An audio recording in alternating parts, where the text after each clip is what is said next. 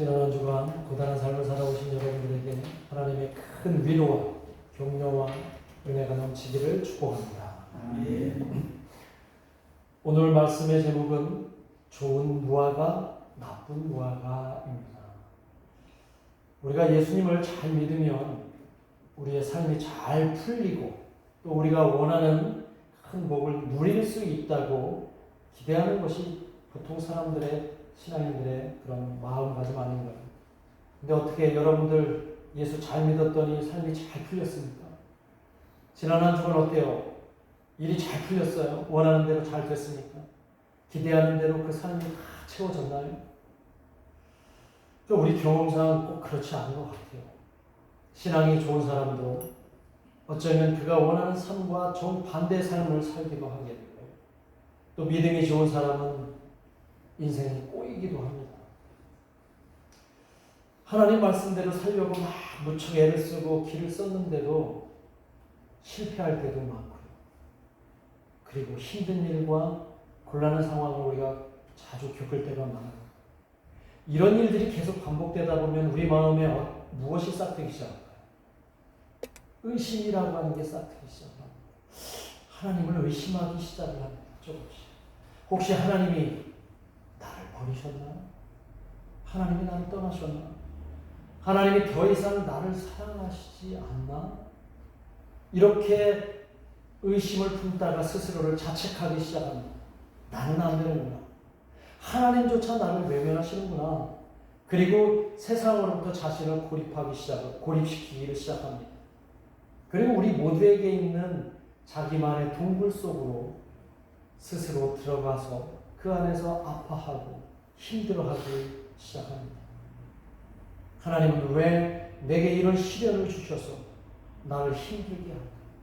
왜 편하고 쉬운 길이 아니라 왜 맨날 힘들고 어려운 길을 통해서 왜 하나님은 스스로 당신을 그 삶 가운데서 드러내려고 하시는 걸까?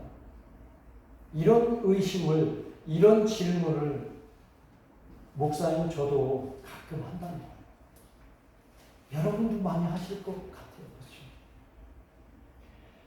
그런데 그 의문의 답이 늘 궁금했는데 오늘 예레미야 선지자를 통해서 하나님이 친히 말씀하고 계신다는 겁니다. 어느 날 예레미야 선지자가 환상을 봅니다. 성전 앞에 무화과 열매 두 광주리가 있는 환상을 봐요.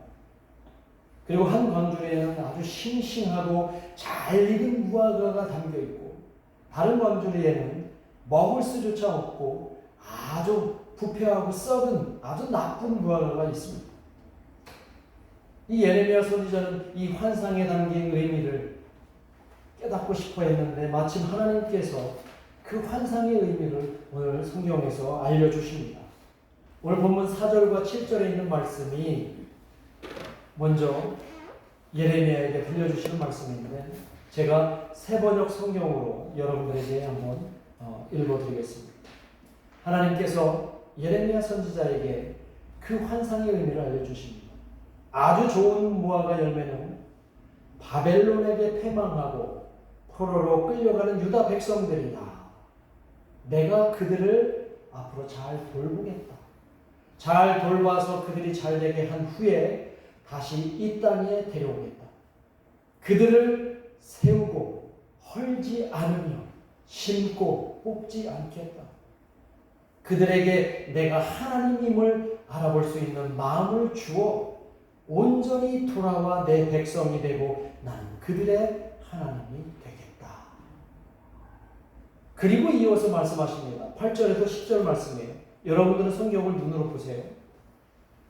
그러나 이거는 나쁜 무화과를 얘기하시는 것 같아요. 그러나 유다왕 시드기야와 그의 대신들을 비롯하여 예루살렘에 남아있는 사람들과 애굽 땅으로 도피한 사람들은 먹을 수 없는 아주 나쁜 무화과처럼 만들겠다. 모든 나라 가운데 흩어버려 환난을 당하게 할 것입니다. 수치와 조롱과 비웃음과 저주를 받게 될 것이다. 계속 전쟁과 기근과 전염병을 만나고 결국 멸망하게 될 것이다. 성전 앞에 놓여있는 좋은 무화과와 나쁜 무화과의 그 환상에 대해서 하나님이 말씀하시는 거예요. 이스라엘 백성 그 중에 둘로 갈라졌지만 그 남유다, 북이스라엘은 BC 722년에 아수르에게 패망하고 이제 BC 587년에 이 남유다가 바벨론에게 패망을 하게 됩니다. 그리고 패망한 이후에 많은 귀족과 고관들과 기술자들과 많은 백성들이 이 바벨론의 포로로 끌려가게 돼요.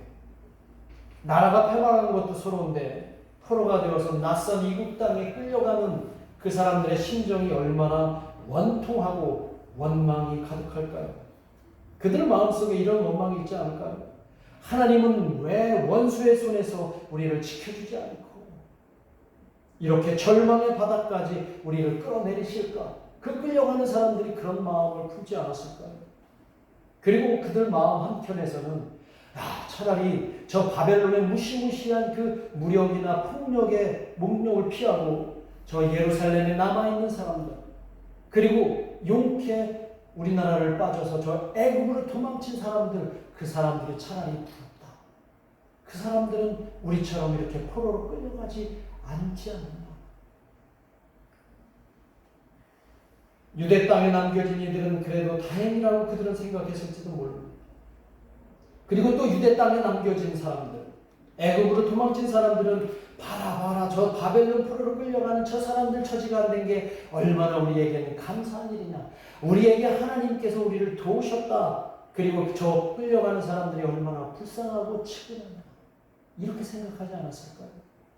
그런데 이런 상황을 바라보는 인간의 마음하고 하나님의 마음하고는 180도 다르다는 거예요.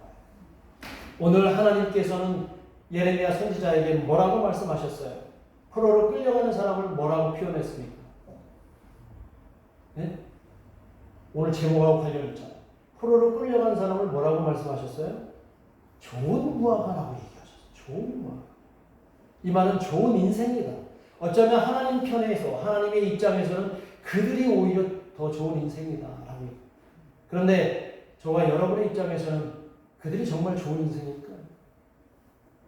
포로로 끌려가고 자기들의 모든 것을 박탈당한 상태, 그렇게 힘들고 고단한 삶으로 들어가고 있는 그들이, 그리고 반대로 포로가 되지 않고 안전하게 남아있는 유대인들을 뭐라고 하셨어요?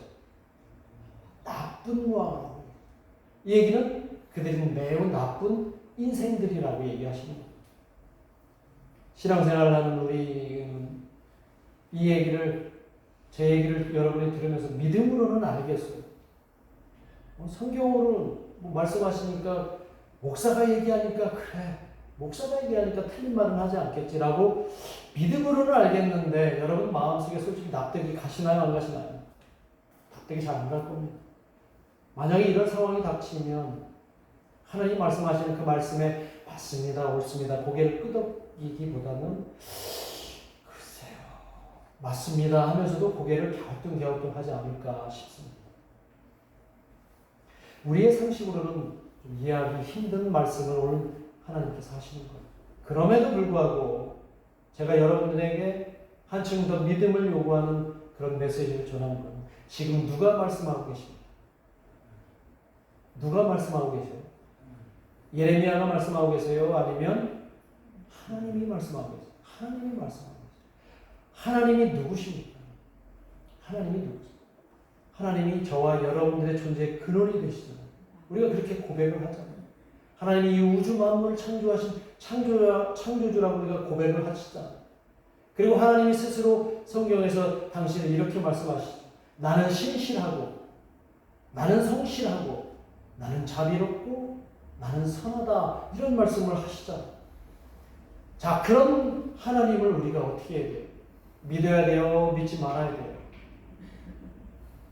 믿어야 돼요? 믿지 말아야 돼요? 믿어야 되죠. 믿어야 되죠. 그런데 나의 지금 힘겨운 상황들이 하나님의 인도하심이라고 믿어야 될까요? 믿지 말아야 될까요? 알까리 하시죠. 내가 바라는 상황과 정반대로 돌아가는 이 현실에서 내가 흔들리지 않고 하나님만 바라봐야 되겠죠. 어땠습니까? 아멘이십니까? 여러분 지금은 아멘이라고 이렇게 말씀을 하시지만 막상 그런 삶의 위기에 여러분이 놓이십니다. 우리의 믿음은 온데간데 없고 사라집니다. 우리 마음속에는 원망과 좌절만 남는 것이 우리의 모습이 아닙니까? 그런데 이게 바로 오늘 우리에게 요구하시는 세상 사람들과 정반대의 논리로 다가오시는 바로 역발상의 하나님이십니다. 하나님은 그럼에도 불구하고 내가 너희를 만들었지 않아. 우리 지난주에 말씀의 내용이 뭐예요? 하나님이 우리에게 누가 되신다고 했어요? 토기장이라고. 토기장이는 그 그릇을 마음대로 할 수 있다고 했어요? 없다고 했어요? 마음대로 할 수 있다고. 우리가 하나님을 나의 존재의 근원으로, 나의 존재의 시작으로 우리가 고백하고 있다면 우리의 모든 삶의 과정이나 전부를 하나님께 맡기는 것이 맞다는 것이죠. 그게 바로 뭐라고요? 믿음입니다. 오늘 그 믿음을 하나님은 우리에게 인도하십니다. 그래서 야고보서 기자도 그 믿음, 그런 믿음을 우리에게 요구하고 신앙 고백을 이렇게 합니다. 야고보서 1장 2절과 4절에 있는 말씀을 한번 같이 읽어봅니다. 시작. 내 형제들아, 너희가 여러 가지 시험을 당하거든 온전히 기쁘게 여기라. 이는 너희 믿음의 시련이 인내를 만들어 내는 줄을 알리라 합니다. 인내를 온전히 이루라. 이는 너희로 온전하고 구비하여 조금도 부족함이 없게 하려 함이라. 우리에게 시험이 닥치면 그것을 어떻게 하라고요? 기쁘게 여기라고. 또 정반대, 우리 실제 삶과 우리가 생각하는 것과는 정반대로 말씀하십니다. 그런데 그 시련이 죽을 때까지 시련이고 우리의 삶이 끝날 때까지 시련이면 그 시련을 참아낼 수 있을까요? 없을까요? 없죠. 그 시련은 어쩌면 우리의 믿음을 연단하는 그런 과정이기 때문에 인내하고 참아라는 거예요. 여러분이 우리가 살다 보면 어려운 일이 당할 수도 있다가도 어떨 때는 또 좋은 일이 또 생기기도 하고 우리 인생이 계속 롤러코스터처럼 왔다 갔다 하잖아요. 그렇죠? 그럴 때 마냥 맨날 우리가 그냥 절망하고 원망으로 살아갈 수는 없다는 거예요. 힘들 때도 오히려 그것을 기쁨으로 승화할 수 있는 믿음, 인내의 기쁨을 누리라고 얘기를 하는 거예요. 그러면 오늘 야고보서 기자가 말한 대로 이는 너희로 온전하고 구비하여, 여기서 구비하여라고 하는 말은 완전한이라는 뜻이에요. 완전. 그러니까 하나님이 완전히 너희에게 조금도 부족함이 없게 하려 합니다. 이 믿음으로 우리가 살아가는 거 아니에요. 이 믿음으로 우리가 살아가야 되는 줄 믿습니다. 이때는 믿음을 크게 아멘을 크게 하셔야죠. 그렇죠? 신앙 안에서 우리가 당하는 시련과 어려움은 우리의 믿음을 재련하는 과정이라고 여기시기를 바랍니다. 그리고 참고 인내하면 결국 하나님께서 모든 걸 회복시켜 주시고 이전보다 더 나은 생애가 되게 하실 줄을 믿습니다. 우리가 욥기서를 많이 보잖아요. 어려움과 시련을 당할 때 욥기서를 볼 때 그 욥기는 어떻게 했어요? 끝까지 하나님을 붙잡고 매달렸어요. 처음에는 원망하고 왜 나에게 이런 시련을 주셨느냐? 나는 의로운데 하나님 나에게 왜 이렇게 주셨습니까? 친구들이 와서 아니야, 하나님은 네가 뭔가 잘못했기 때문에 벌을 주신 거야 라고 얘기했지만 결론은 뭐였어요? 욥에게 아무런 잘못도 없고 죄도 없었지만 하나님이 그를 시험해 보십니다. 그리고 그가 잃었던 것보다 얼마나 많이 받았어요? 갑절이나 받는 거예요. 그런 의미로 오늘 우리에게 주시는 겁니다. 여러분, 알곡과 쭉정이의 차이가 뭔지 아세요? 알곡과 쭉정이의 차이. 바람이 불면 알곡은 남게 되고 쭉정이는 어떻게 됩니까? 날아가게 되죠.